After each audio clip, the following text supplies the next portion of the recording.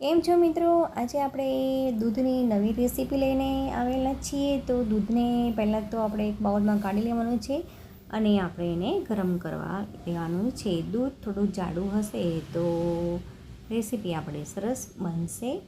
દૂધ થોડું ઉકળી જાય પછી એની અંદર કેસરના દાણા નાખવાના છે અને ચપટી ઇલાયચીના દાણા નાખવાના છે.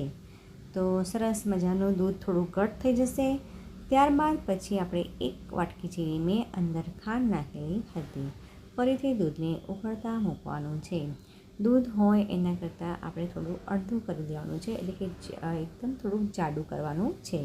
તો જો કે આપણું સરસ મજાનું દૂધ ઉકળી ગયેલું છે અને જાડું થવાની તૈયારીમાં છે. હવે બીજી બાજુ આપણે કસ્ટર્ડ પાવડર લેવાનો છે અને એની અંદર થોડું મિલ્ક ઉમેરી અને ગાંઠ ન પડી જાય એવી રીતે આવી ચમચીની મદદથી આપણે સતત હલાવતા રહેવાનું છે.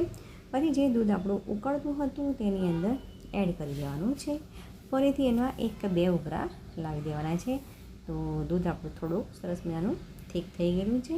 હવે બ્રેડ લેવાની છે. બ્રેડની ચારે બાજુની સ્લાઇસને કાપી દેવાની છે અને પછી વેલણની મદદથી આવી રીતે આપણે થોડા હળવા હાથે એને વણી દેવાની છે.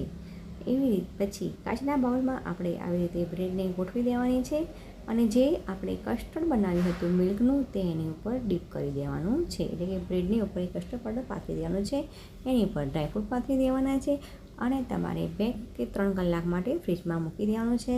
તો એકદમ સરસ મજાનું ઉનાળામાં ખવાય એવું ઠંડુ ઠંડુ એક નવી જ મિલ્કની બ્રેડ કસ્ટર્ડ રેસીપી તૈયાર થઈ ગઈ છે. તો પ્લીઝ લાઇક એન્ડ સબસ્ક્રાઈબ.